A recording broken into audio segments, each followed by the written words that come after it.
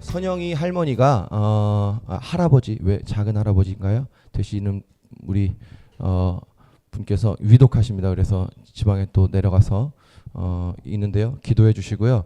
제가 다 말씀 못 드리는데 지금 우리 공동체 안에 여러 가지 또 감사한 일도 많지만 기도해야 되는 그런 일들이 있습니다. 그래서 기도해 주셔서 빠진 분들이 다 그런 사정들 때문에 못 온 분들이니까요. 우리 같이 좀 기도하면서 한 주를 보냈으면 좋겠습니다. 예, 에베소서 7번째 시간인데요. 예, 7번째 시간인데요. 자, 저는 오늘 저와 여러분이 읽은 이 4장 1절부터 16절을 다음 주에도 한 번 더 제가 설교를 할 겁니다. 제가 어젯밤에 아무리 줄여도 안 되더라고요. 이게 다 하는 건 욕심이다 이런 생각을 했습니다. 예, 힘을 이제 내려놔야죠. 그래서 제가 딱 잘랐어요. 그래서 다음 주에 한 번 더 이 본문을 가지고 얘기할 건데요. 자, 오늘은 제가 딱 두 가지의 방향으로 설교할 겁니다. 첫 번째는 교회에 대한 얘기를 할 거고, 두 번째는 우리의 삶에 대한 이야기를 할 겁니다. 자, 먼저 우리는 급하니까요. 바울이 오늘 본문을 통해서 하고 싶은 얘기의 핵심이 뭔지, 도대체 에베소서는 말이 너무 어려운데 핵심이 뭔지 핵심부터 봅시다. 12절의 말씀을 같이 보겠습니다. 4장 12절. 자, 제가 읽겠습니다.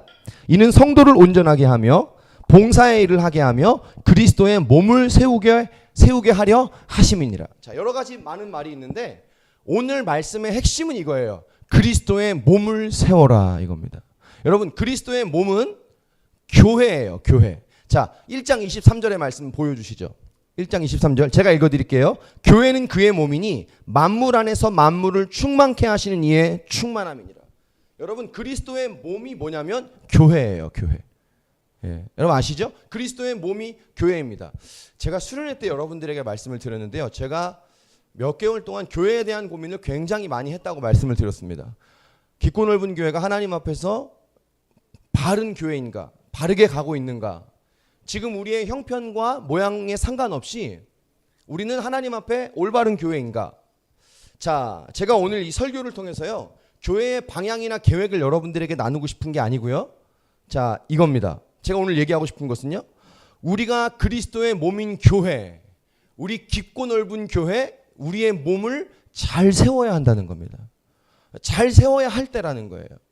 자, 교회를 잘 세워야 하는 이유를 바울이 12절 이후부터 이야기합니다. 13절, 14절의 말씀을 같이 한번 보십시다. 13절, 14절. 여러분 한번 읽어주시겠어요? 시작. 우리가 다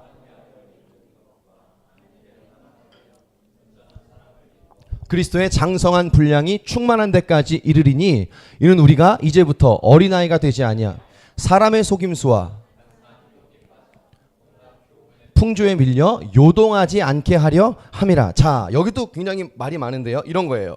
교회를 우리가 그리스도의 몸을 잘 세워야 되는 이유는 바울이 이렇게 말합니다. 세상의 유혹과 속임수와 온갖 세상의 풍조에 밀려 요동하지 않게 하기 위해서. 무슨 말인지 이해되시죠? 온갖 세상의 속임수와 그 세상의 풍조에 밀려 요동하지 않게 하기 위해 교회를 잘 세워야 한다는 거예요. 제가 지난주도 여러분에게 말씀을 드렸는데요. 지금 이 시대는 거대한 영적 핍박의 시대라고 제가 말씀을 드렸죠. 자, 예수 믿어서 감옥에 갇히고 예수 믿어서 우리가 죽임을 당하는 뭐 그런 일들이 선교지에는 있지만 한국에는 없잖아요. 가까운 중국에는 있겠지만 우리에게는 없죠.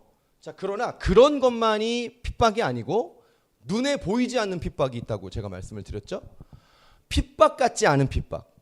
영적 공격인지 모르는 영적 공격. 자, 그게 뭐냐면 거대한 세상의 유혹과 세상의 죄악들이라고 말씀드렸어요. 그런 것들이 우리 안에 우리를 공격하고 있다는 거예요. 우리 13절 말씀 한 번 더 보여주시죠. 여러분, 13절 말씀에 세상의 속임수라는 단어가 나와요. 속임수. 제가 이 단어를 찾아보니까 이런 단어예요. 이 속임수라는 단어는 주사위라는 단어에서 나왔대요. 여러분, 주사위로 도박하죠? 우리 이렇게 카지노 같은 데 가면 이렇게 주사위로 이렇게 하잖아요. 옛날 말로는 야바위. 이거 하잖아요. 자, 이 세상의 속임수라는 단어가 이 주사위에서 나왔다는 거예요. 여러분, 이게 뭘 의미할까요? 여러분, 주사위로 우리 도박하다가 금방 그 속임수에 넘어가가지고 우리가 빠지는 거잖아요. 똑같은 거예요. 자칫 잘못하면 세상의 속임수에 그냥 그렇게 도박에 넘어가듯이, 도박의 속임수에 넘어가듯이 빠져버린다는 거예요. 그게 세상의 속임수라는 말이에요. 자, 14절에는 세상의 풍조라는 단어가 나와요. 야, 이 풍조라는 단어는요, 제가 14절을 원어로 쭉 읽어보니까 이런 뜻이에요. 들어보세요.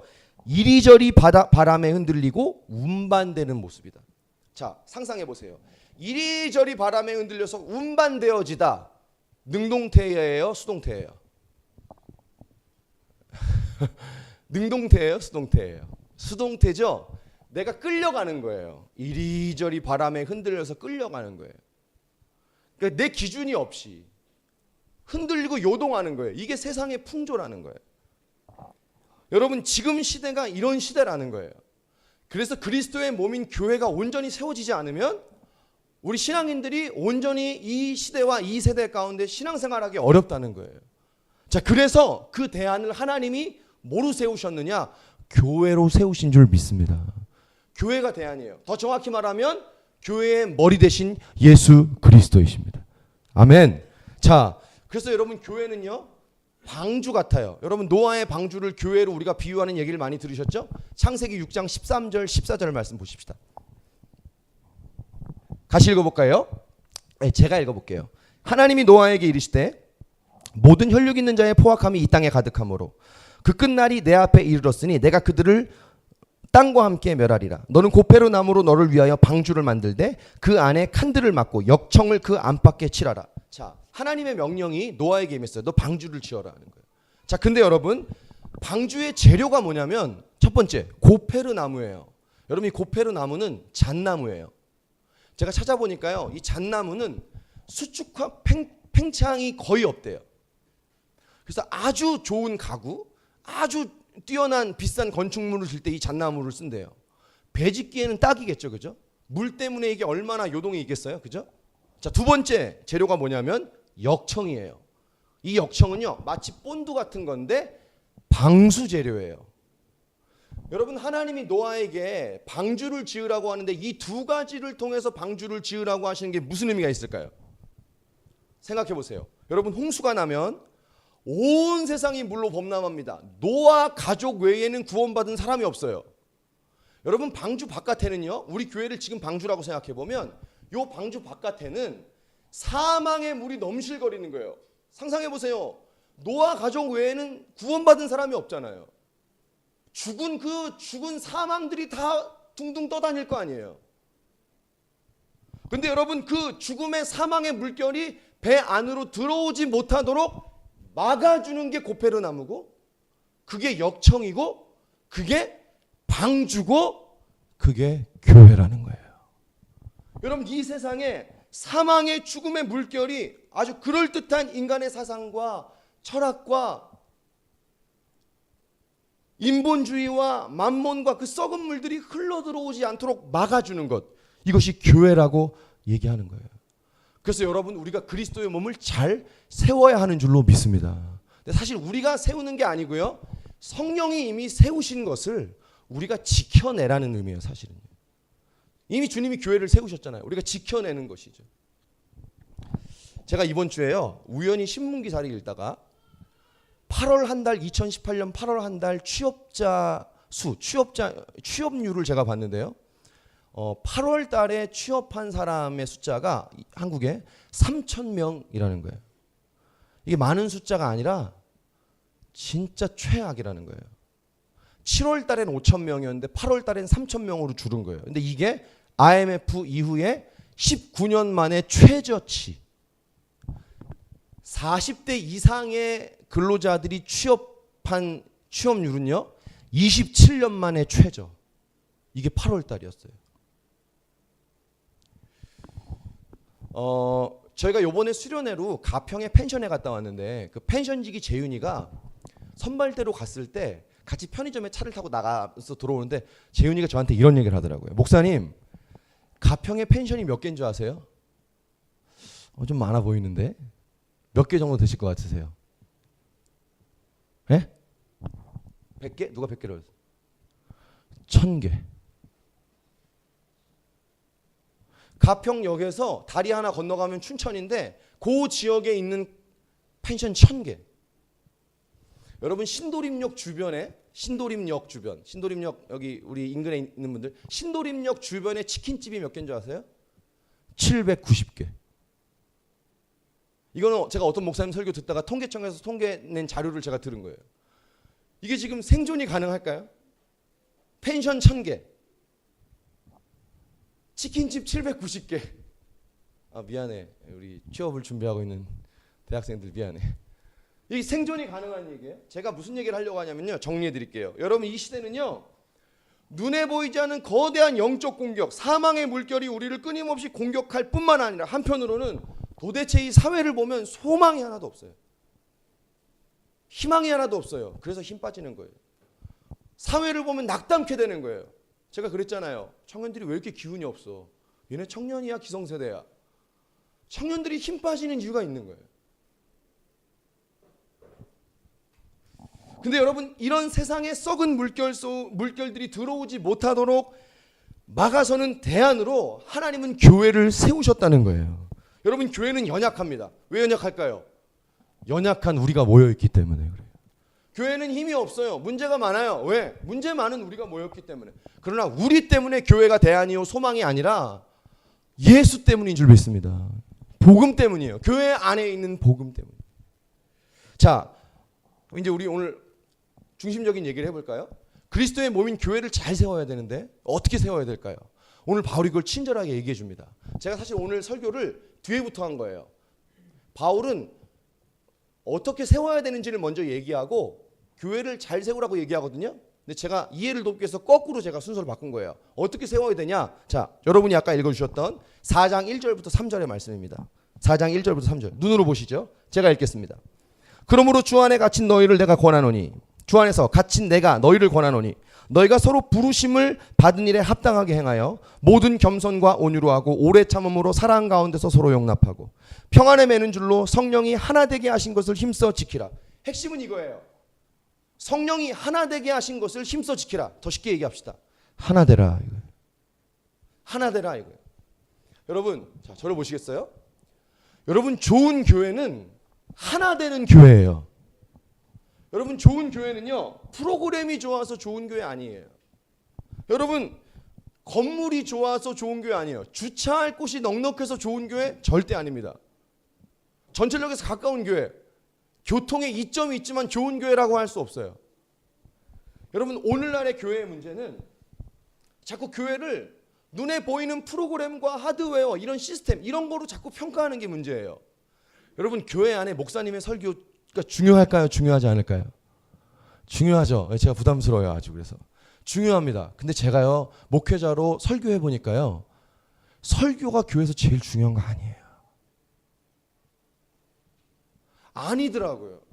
자꾸 이걸 착각해가지고 이게 제일 중요한 거라고 생각해서 목회가 이상하게 되는 것 같아요. 아니더라고요. 여러분 교회, 여러분이 예를 들어 교회를 찾는다. 예배 좋은 교회를 찾으시겠죠? 여러분 예배 좋은 교회 훌륭한 교회입니다. 근데 교회 예배보다 더 중요한 게 있어요. 찬양 너무 중요해요. 그죠? 찬양 좋은 교회 가면 얼마나 은혜가 돼요.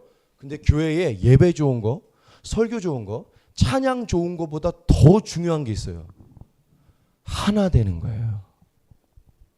여러분 교회에 어떤 교회 설교가 좀 약해도요, 어떤 교회 찬양팀이 좀 못해요. 베이스 없어. 드럼만 있어. 드럼하고 피아노. 소리가 다 날아다닐 거 아니에요. 얼마나 시끄럽겠어요. 기타도 잘 못 쳐요. 근데 그 교회 찬양도 별로고 목사님 설교도 그냥 그런데 우리가 인간적으로 듣기에. 그런데 그 교회가 하나 되면 그 교회는 부러울 게 없어요. 진짜 그 교회는 단단해요. 여러분 그런 교회는요, 교회 성도들이 교회에 오는 게 너무 기뻐요. 교회 오고 싶어요. 즐거워. 빨리 주일이 왔으면 좋겠어. 하나 되는 교회는 그런 교회예요. 같이 밥 먹고 싶고 연락하고 싶고, 이게 하나 되는 교회예요. 이게 좋은 교회입니다. 근데 여러분 우리 잘 알지만 교회는 하나 되는 게 제일 어려워요. 그렇죠? 무슨 말이 그렇게 많고 네가 옳으네 내가 옳으네 서로 싸우고 여러분 교회 안에서 싸우는 거 괜찮아요. 저는요 교회 안에서 절대 싸우면 안 된다고 생각했어요. 근데 제가 우리 성도한테 배웠어요. 어떤 성도가 저한테 그러더라고요. 목사님, 교회 안에서 싸우는 거 괜찮아요. 괜찮은 것 같아요. 야, 교회에서 싸우면 어떻게 해? 뭐란지 이렇게 얘기해 주는 거예요. 목사님, 관심이 있어서 싸우는 거예요. 관심 없으면 싸우지도 않아요. 와, 제가 그때 알았어요. 싸우는 게 관심 있다는 거. 관심 있으니까 서로 싸우는 거죠. 근데 여러분, 요즘 교회는 관심이 없어요. 나야 나. 나야 나. 나밖에 몰라. 내가 제일 중요해요. 여러분, 하나 되는 교회가 좋은 교회인 줄 믿습니다. 여러분, 우리 교회가요 하나 되는 교회 될 수 있기를 바랍니다. 아멘. 아멘. 하나 되는 교회죠. 자, 근데요 바울이 그 교회가 그리스도의 몸이 하나 되기 위해서 해야 되는 조건들을 친절하게 가르쳐 줍니다. 2절 보여주세요. 제가 읽어볼게요. 모든 겸손과 온유하고 오래 참음으로 사랑 가운데서 서로 용납하고, 쉽게 얘기합시다. 사랑하래요. 여러분, 겸손, 온유, 좀 이따 우리가 뒤에 보겠지만 모든 단어들이 다 사랑에 연결된 거예요. 사랑하래요. 사랑할 때 하나 될 수 있다고 말씀합니다. 제가 이번에요 제 설교에 치명적인 오류가 있다는 사실을 발견했어요. 제가 이번에 그 캐나다 리젠트 칼리지 그 신학교에서 만든 그 리프레임이라고 하는 성경 공부가 있는데, 그 성경 공부에 제가 10주 동안 참여했어요. 10번의 시간이었거든요. 참여했어요. 근데 제가 마지막 10번째 시간에 강의를 듣다가 제 설교의 문제점을 발견했는데요. 그게 뭐냐면 제 설교가 좀 강한 편이죠. 대답은 안 하고 피시 웃는 건 뭔지 모르겠는데 강한 편이죠. 제가 잘 알고 있어요. 제가 설교가 부족한 거예요. 그거는 확실합니다. 근데 그게 제 기질이기도 하고 또 제 연약함이기도 해요. 근데 정확히 말하면 설교의 내용이 강하다기보다는 전달하는 방식이 그런 거예요. 제가 원래 집회나 선교단체에 있었기 때문에 집회나 이런 곳에서 제가 예배를 배우고 훈련했고 하나님을 만났기 때문에 그런 스타일이 제가 익숙한 거죠. 근데 강하다는 것이 다 나쁜 건 아닌데 장점도 있고 단점이 있는데, 굳이 예를 들어보면 단점이라고 하면 이런 거죠. 감정이 많이 들어간다든지 힘이 많이 들어가는 거죠. 여러분, 목회자가 설교할 때 너무 강한 설교를 하면 말씀이 주목받아야 되는데 설교자의 카리스마가 더 주목을 받는 경우가 있어요. 이게 한국교회 부흥사들의 단점인데, 그러니까 결론적으로 말하면 이런 거죠. 의도치 않지만 목회자가 자꾸 높아지는 거예요. 하나님이 높아지셔야 되는데, 그래놓고 설교 잘 끝냈다, 예배 잘 끝냈다고 생각하는 거예요. 근데 여러분, 우리가 생각하는 예배의 좋음과 하나님이 생각하는 예배의 좋음은 전혀 달라요. 사람들, 예배 인도자, 찬양 인도자인 제가 보거나 찬양팀이 보거나 설교자가 볼 때는 사람들이 열렬하게 하나님 앞에 반응하지 않으면 좋은 예배가 아니라고 생각하는 경향이 있어요. 그렇지 않은 거예요. 하나님의 생각은 전혀 다릅니다. 뭐 설교가 막 강력히 불을 뿜어야만 좋은 설교냐? 그렇지 않다는 거예요. 하나님의 영광이 드러나는 것이 좋은 설교고 하나님의 영광이 드러나는 것이 좋은 예배인 줄 믿습니다. 그런 거죠. 근데 제가 성경 공부하면서 감동을 받은 말씀이 뭐냐면 누가복음 24장에 있는 말씀입니다. 24장 25절에서 27절의 말씀입니다. 제가 한번 읽어볼게요.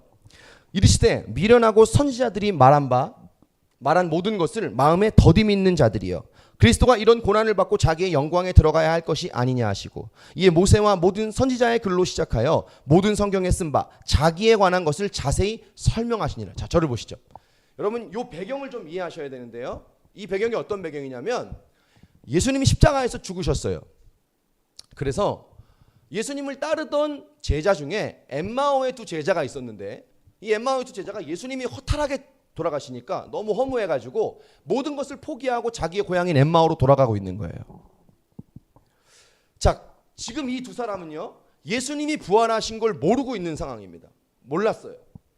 자, 그래서 너무 허탈한 상태로 돌아가는데 예수님이 이 두 사람에게 찾아오신 거예요. 예, 자, 요 고비를 넘기세요. 요 고비를 넘기셔야 돼요. 무슨 말인지 알겠죠? 예수님이 이들에게 찾아오신 거예요. 찾아오셔서 이 두 사람에게 물어요. 아니 왜 이렇게 슬픈 기색이야? 무슨 일이 있어? 이렇게 물어봤어요. 그랬더니 이 두 사람 중에 글로바라고 하는 한 제자가 예수님께 예루살렘에서 일어난 모든 얘기를 다 얘기해 준 거예요.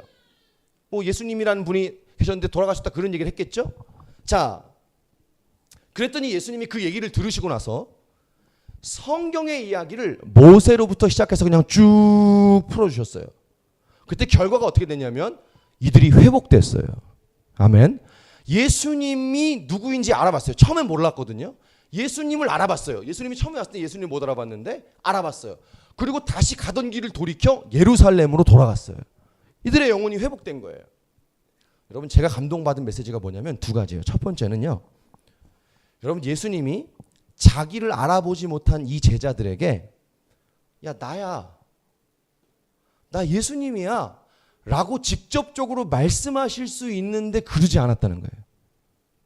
두 번째는 그런 관점에서 예수님이 자기를 직접 드러내지 않고 자기를 못 알아보고 있는 제자들에게 자기를 드러내는 방법이 아니라 그냥 성경의 얘기를 풀어주셨다는 거예요. 무슨 다른 사설이 없어요. 제가 조금 팁을 드리면 이런 거예요. 야, 왜 날 못 알아봐? 야, 왜 낙심했냐? 야, 왜 돌아가냐? 예수님이 이렇게 말씀하지 않으셨다는 거예요. 그냥 말씀을 풀어주세요. 성경 얘기를 해주세요. 여러분 제가 무슨 말씀을 드리고 싶은 거냐면요. 이런 거예요. 예수님이 하실 수 있는데 안 하셨다는 거예요. 예수님이 힘을 쓸 수 있는데 예수님이 힘을 쓰시지 않으셨다는 거예요. 여러분 지금 이 상황에서는요. 누가 봐도 예수님이 잔소리 한 번 정도 하셔도 괜찮아요. 예수님 부활도 못 믿고 실망해서 낙담하고 돌아가고 있는 제자들 예수님이 한 번 따끔하게 얘기하실 수도 있어요. 근데 예수님이 그렇게 하지 않으시는 거예요. 그냥 성경의 얘기를 그냥 쭉 하세요. 자연스럽게. 여러분 이게 예수님의 방법이고요. 이게 예수님 성품이라는 거예요. 여러분 제가 왜 굳이 제가 성경 공부한 얘기를 누가복음 24장 얘기를 왜 꺼내 드렸냐면요. 자, 오늘 2절의 말씀을 다시 한번 좀 보여주세요. 에베소서 4장 2절. 다시 보여주세요. 우리 같이 한번 읽어볼까요? 2절 시작. 모든 겸손과 온유로 하고 오래 참음으로 사랑 가운데서 서로 용납하고. 여러분 바울이요 그리스도의 몸인 교회를 하나로 만드는 것이 사랑이라고 그랬는데 그 사랑의 구체적인 방법이 뭐냐면 이렇게 말하는 거예요. 첫 번째 겸손이다. 자, 저를 보십시다. 여러분 겸손이 뭘까요? 겸손은 이런 거예요. 힘을 쓸 수 있는데 힘을 안 쓰는 거예요. 아, 제가요 뭐 이게 겸손이 아니고요. 내가 힘을 쓸 수 있는 자리에 있는 거예요. 내가 갑질할 수 있는 자리에 있는 거예요. 내가 당당하게 얘기할 수 있는 위치에 있는 거예요, 내가. 근데 내가 안 하는 거예요, 그걸. 할 수 있는데 안 하는 거예요. 두 번째 방법이 뭐냐면 온유래요. 온유. 온유라는 단어가 제가 찾아보니까 프라우테토스라고 하는 단어인데요. 이 단어의 뜻이 여러분 보통 우리가 온유라고 생각하면 되게 부드러운 사람, 그죠? 되게 부드러운 사람. 이런 사람을 온유하다고 그러죠. 우리 교회 온유한 사람 있습니까? 예, 몇몇 있어요. 되게 부드러운 사람, 온유한 사람이에요. 자, 근데 성경에서 말하는 온유는 그런 온유가 아니에요. 이런 온유래요. 이 단어는요, 강함을 절제하는 거예요. 다른 말로 하면 강함이 있어요. 센데 강함을 절제함으로 인해서 나오는 부드러움, 이게 온유래요. 제가 없는 거죠. 근데 제가 이 말씀 읽으며 소망을 가졌어요. 우와! 그럼 나도 온유해질 수 있겠다. 아멘! 야, 진짜 너무하다 너희들.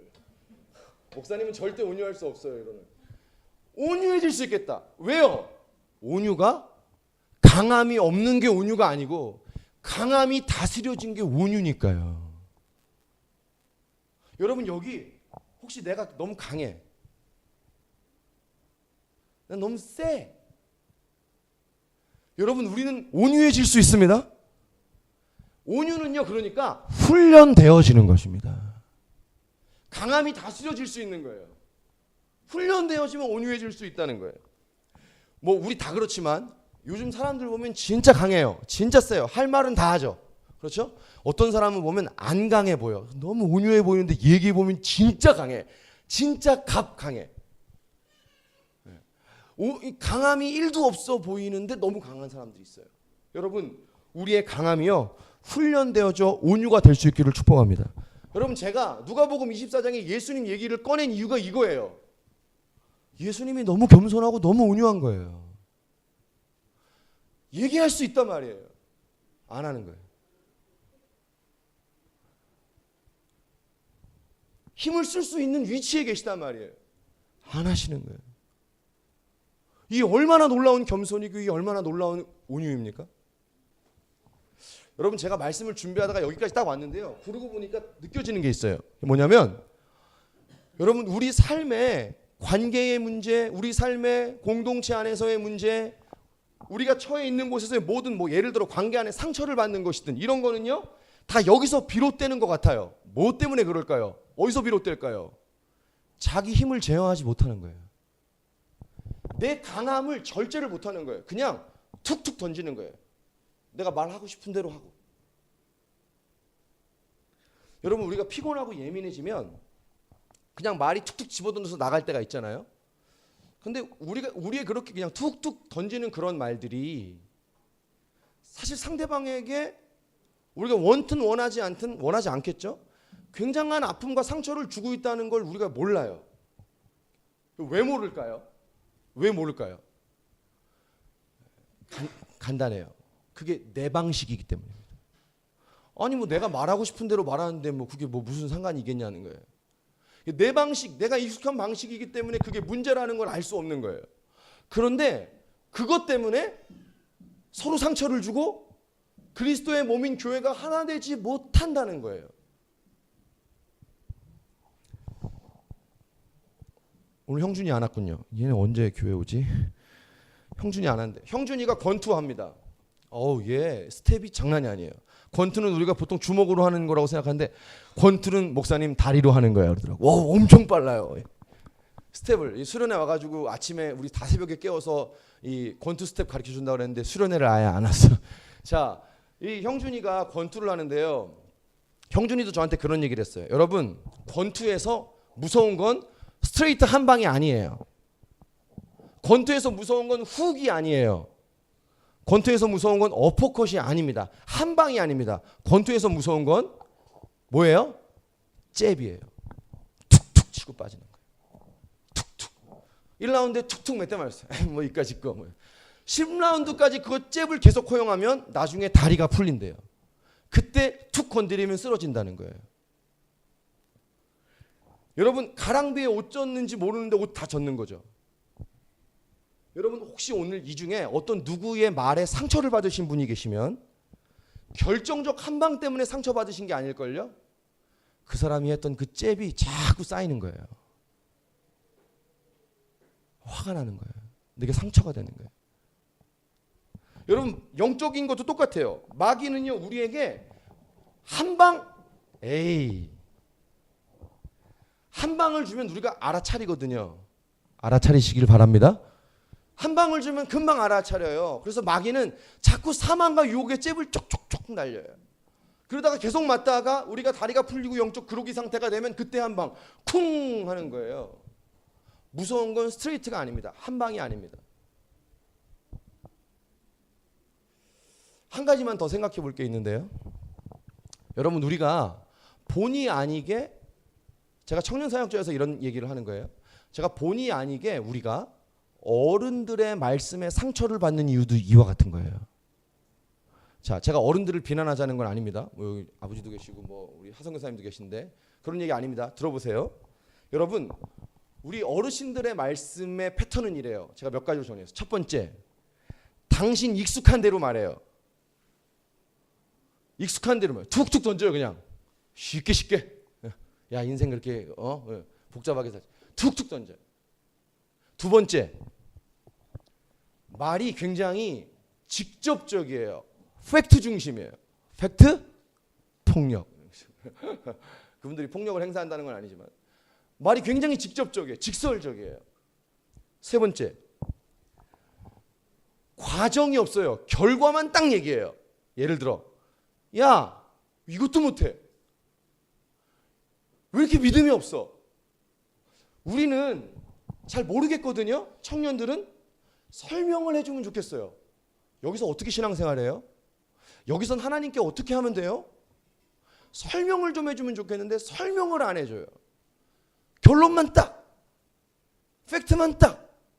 여러분, 그래서 상처받는 거예요. 예를 들면 기도해라. 기도해야 되는 건 아는데요. 기도 어려워요. 그죠? 말씀 좀 봐라. 말씀 보는 거 어려워요. 어떻게 보는지 가르쳐주면 좋겠는데 큐티반도 안 해주고 기도반도 없고 설명 안 해주고 딱딱 나와. 그래서 상처받는 거예요. 근데 여러분, 우리도 똑같이 그래요. 내 방식에 익숙한 대로 툭툭 던지고요. 내 힘 절제하지 않고요. 내가 하고 싶은 대로 말하고요. 결론만, 팩트만 딱딱 얘기해요. 저는 설교할 때 설명을 자세하게 하려고 노력을 하는 편입니다. 물론 여러분이 듣기에는 어떤지 모르겠어요. 설명을 잘하려고 노력을 해요. 네, 그러다 보니까 설교가 길잖아요. 죄송합니다. 제가 아내하고 얘기할 때도, 미안하다 유태야, 제가 아내하고 얘기할 때도요, 저는 그걸 얘기하기 위해서 과정에 내가 묵상했던 걸 다 얘기해. 그럼 아내는 길어요. 죄송해요. 설명을 하려고 하다 보니까. 근데 때로 너무 피곤하고 지치고 내가 스트레스가 쌓이면 설명이고 뭐가 없어요. 결론만 딱 얘기해. 근데 그게 그렇게 집어던지는, 그 툭툭 던지는 말이 아내한테 짐이 되는 걸 봐요. 질문을 하면 짜증이 나. 설명해 주는 걸 좋아하는 내가. 아씨, 그것도 뭐. 그죠? 나이가 몇 살인데 아직까지 그걸 가르쳐 줘야 돼요. 그죠? 여러분은 어떠세요? 제가 교회 얘기하다가 이상한 데로 빠지는 것 같죠? 대안이 뭘까요? 갈라디아서 5장 22절 23절의 말씀을 보겠습니다.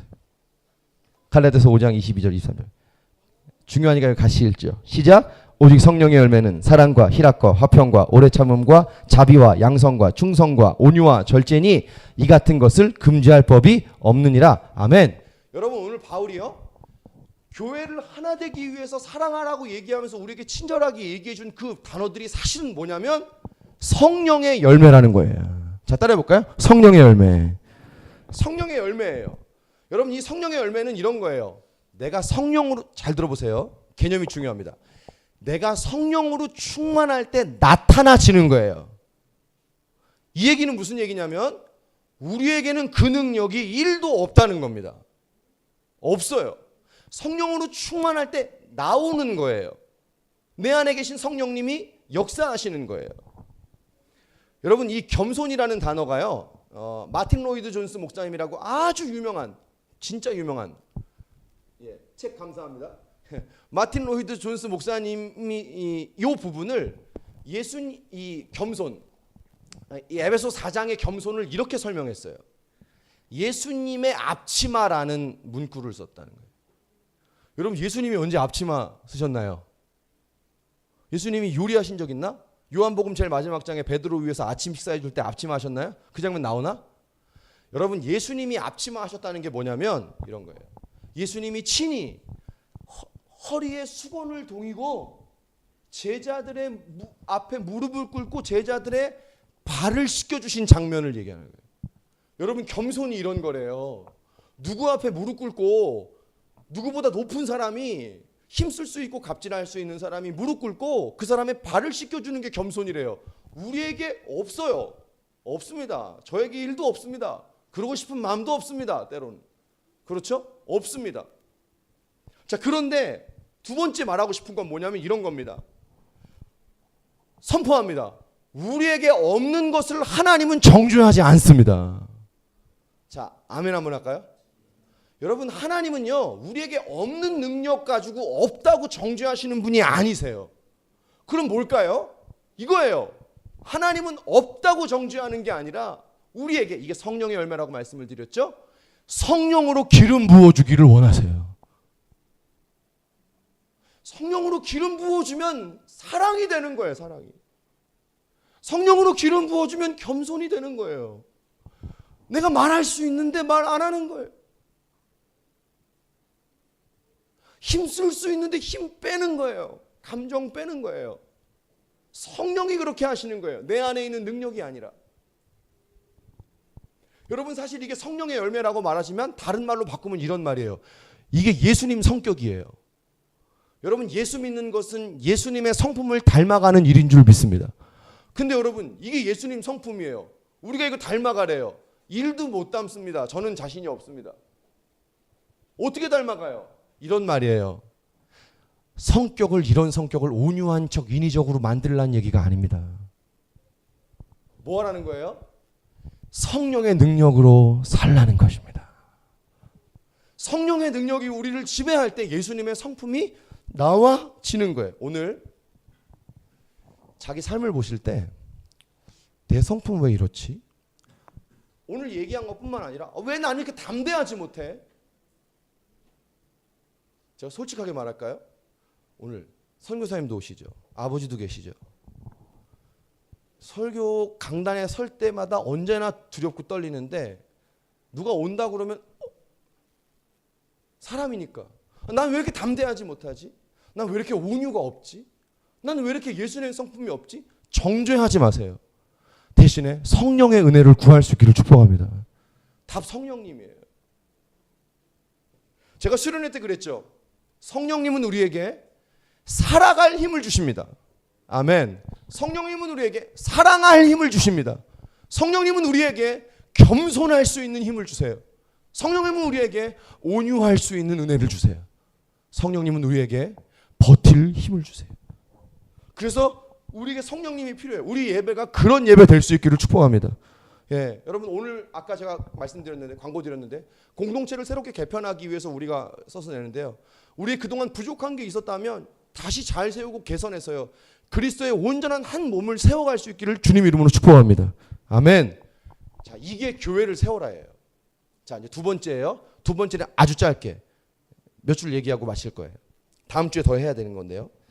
자, 첫 번째는요. 교회를 세워라. 그리스도의 몸을 세우라고. 두 번째는 교회로 살라 이거예요. 이 부분은 제가 다음 주에 더 많이 얘기할게요. 그냥 오늘은 정말 맛만 보고 끝내겠습니다. 여러분 제가 에베소서 들어와서 여러분들에게 다른 얘기는 모르겠지만 요 얘기만은 꼭 기억해 달라고 해서 부탁드린 말씀이 있어요. 그게 뭐냐면 이겁니다. 교회는 건물이 아니고 교회는 여기만 교회가 아니고 교회는 나다. 기억하시죠? 교회는 내가 있는 현장이다. 거기가 교회다. 아멘. 여러분 이게 사실 에베소서의 주제예요. 만물 안에 충만하신 하나님, 만물을 충만케 하시는 영광. 이 얘기는 다음 주에 자세히 할게요. 여러분 우리가 오늘 교회를 잘 세우자고 했는데요. 그리스도의 몸인 교회를 잘 세우는 것뿐만 아니라 우리가 잘 세워야 되는 게 뭐냐면 교회인 우리의 삶이에요. 자, 어떻게 교회인 우리의 삶을 잘 세울까요? 똑같아요. 원리는 같습니다. 하나 되라는 거예요. 우리의 현장에서. 사랑하라는 거예요. 여러분 바울이요. 에베소서 1장부터 3장까지 바울이 이런 얘기를 합니다. 교회가 어떤 곳이냐면 교회는 만날 수 없는 두 개체가 만난 곳이다. 그게 뭐냐면 유대인과 이방인이에요. 이 두 영역은요. 상극이에요. 만날 수가 없어요. 유대인들이 선택받은 민족이고 우리는 할례 받았고 우린 율법 받았으니까 우월함이 있는 거예요. 이방인들을 볼 때 우월한 거예요. 자, 그런데 바울이 얘기하는 거예요. 그렇지 않다. 유대인이라도 다 하나님 앞에 똑같은 죄인이다. 그렇죠? 유대인이라고 구원받는 게 아니라 복음 앞에서는 모두가 다 똑같아. 예수 그리스도를 믿는 믿음의 의로만 구원받을 수 있다. 그러니까 교회 안에서는 차별이 없다는 거예요. 그런 얘기를 해요. 똑같은 이 만날 수 없는 이 두 유대인과 이방인이라는 영역이 그리스도의 몸인 교회 안에서 만났다는 거예요. 여러분 이게 교회예요. 여러분 1905년인가 1907년에 전북 금산에 금산교회라는 교회가 선교사님이 복음을 전하면서 세워졌습니다. 근데 그 금산교회에 그 금산에 마을에 아주 양반 중에 아주 대지주가 하나 있었는데 그분의 이름이 뭐냐면 조덕삼이라는 사람이에요. 혹시 들어보셨어요? 조덕삼이라는 분이 계셨어요. 이분이 선교사님이 전해준 그 복음을 듣고 너무 뜨겁게 예수님을 만났어요. 인생이 완전히 터닝 포인트였어요. 자, 그래서 자기 집에 있는 하인들을 다 데리고 다 그들에게 복음을 전했어요. 예수를 믿게 했어요. 종까지 다 데리고. 근데 그 중에 자기가 데리고 있던 종들 중에 마부로이라는 사람이 있었는데 이자익이라고 하는 종이 있었어요. 그때로 말하면 완전 종이죠, 그죠? 이때는 반상의 체계가 아직 남아있던 때니까.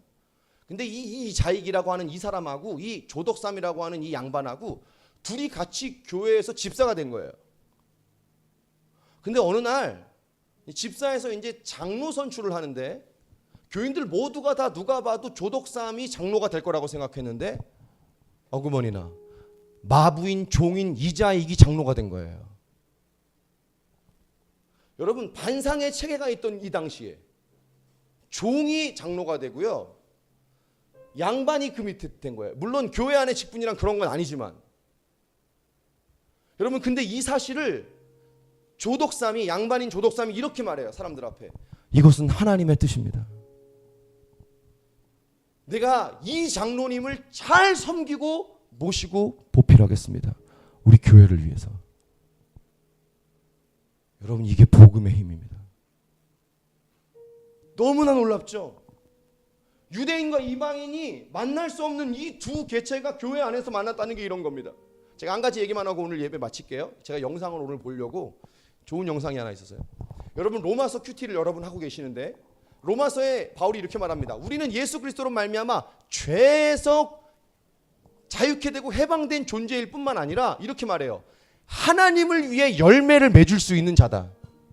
여러분, 우리는요 단순히 예수님 믿어서 구원받은 사람만이 아니라 세상에서 하나님을 위해 거룩한 열매를 맺을 수 있는 사람인 줄 믿습니다. 요 얘기 제가 다음 주에 많이 하겠다는 거예요. 제가 이번 주에 유태 신방하러 갔는데 제가 깜짝 놀랐어요. 유태가 그러는 거예요. 목사님, 저 이런 꿈이 있어요. 제가 공부하는 게 이런 건데요, 제가 이런 일로 제가 복음을 간접적으로 전하고 싶다고. 그런 게 우리가 세상에서 하나님의 거룩한 열매를 맺어가는 거예요. 제가 아주 도전을 받았거든요. 자, 이런 얘기는 제가 다음 주에 할 거예요. 자, 결론은 뭐냐면 우리가 우리의 삶의 현장에서 하나님을 위해 거룩한 열매를 맺어가야 되는데, 그러려면 뭘 해야 되냐면 오늘 바울이 말한 것처럼 사랑이 필요해요. 앞치마를 두르고 제자들의 무릎 앞에 무릎을 꿇고 그들의 발을 씻겨주신 예수님의 겸손. 말을 할 수 있지만 말하지 않고 그냥 성경의 이야기를 통해서 풀어서 그들이 깨달을 수 있도록 풀어주신 예수님의 온유. 여러분, 이게 실은 선교예요. 예수님을 드러내는 게 선교가 아니고, 예수 믿고 천국 가세요, 이거는 이전 시대 우리 교회의 슬로건입니다. 제일 중요한 복음이죠. 근데 그들에게 그 복음을 증거하기 위해 내가 무릎을 꿇는 거예요. 내가 양보하는 거예요. 내가 대신 야근하는 거예요. 내가 대신 일거리 갖고 와주는 거예요. 내가 할게. 너 왜 그러냐? 직접적으로 드러내지 않은데 그 안에 예수 그리스도가 계시다는 걸 나중에 알게 되는 거예요. 예수님을 직접 드러내는 것보다 더 큰 충격이 있는 거예요. 바울이 사실 에베소서를 통해서 말하고 싶은 게 그런 거예요. 존 스토트는요, 에베소서를 이렇게 말해요. 하나님이 계획하신 새로운 세상, 우리를 통해서 이 세상 가운데 하나님이 하고 싶은 일, 다 예수 안 믿는 사람들 교회에다 갖다 놓는 그런 거 말고. 근데 여러분, 우리에겐 이 능력이 없죠. 근데 절망이 아닙니다. 누가 계시기 때문에? 성령님이 계시기 때문입니다. 오늘 어떤 분들 이런 질문 하실 거예요. 이 얘기하고 마칩시다. 어떤 분들 이런 질문 하실 거예요. 목사님, 저 근데 그러고 싶지 않은데요. 그러고 싶지 않아요. 제가 꼭 그래야 됩니까? 사람들에게? 자, 여러분, 우리 삶에 사실 실제적으로 볼 때 제일 필요한 게 이거 아니에요? 사랑, 겸손, 온유. 이게 없어서 아프거든요. 예수님의 온유와 겸손이 없어서요. 우리 모두에게 필요한 거예요. 오늘 성령님이 오늘 우리 가운데 이 은혜를 주시기를 바랍니다. 없다고 정죄하는 게 아니에요. 성령을 구하십시다. 성령님의 은혜를 구하십시다. 굉장히 많이 울었어요. 이유는 하나예요. 우리 지친 청년들을 주님 제가 격려해 주지 못했습니다. 주님 제 설교에 그게 문제입니다. 여러분 우리는 주님께 이 격려를 받고 싶은 거예요. 그리고 우리가 이렇게 말해주는 게 필요한 거예요. 우리 이 시간에 좀 같이 기도하고 싶은데 우리 짧게 잠깐 한 두어 가지만 우리 기도하고 마칩시다. 우리 좀 기도하십시다. 그 자리에서 여러분 앉으셔서 기도해도 괜찮습니다. 우리 좀 기도할 때 오늘 먼저 주님 앞에 좀 이렇게 기도했으면 좋겠어요. 주님 저 지금 제 상황과 제 모습이 어떠함과 상관없이 주님 저 주님이 주시는 격려와 인정을 받고 싶습니다. 주님 내가 지금은 이러고 있을지라도 지금 내 영적인 어떤 모습이 지금 별로 좋아 보이지 않아도 주님 내 주님에게 내 존재로부터 내 존재를 사랑하시는 예수님 그 사랑을 내가 격려받고 싶고 그 사랑을 내가 누리고 싶습니다. 우리 그렇게 좀 주님 앞에 반응하지 않으시겠어요? 우리에게 이 사랑이 필요한 겁니다. 우리의 어떤 조건과 환경과 상관없이 우리의 존재를 사랑하신 이 복음의 사랑이 필요한 것이죠. 우리 같이 한번 주님 앞에 입술을 벌려서요. 오늘 하나님 내가 너무 목말라요. 내가 지쳤어요. 우리 그런 분들 계시다면 우리 주님의 사랑과 위로와 격려를 좀 구하십시다. 성령께서 오늘 우리 가운데 기름 부어주실 거예요. 같이 우리 통성 우리 입술 벌려 기도하십시다. 기도하겠습니다. 아버지 하나님 우리에게 오늘 이 사랑이 필요합니다.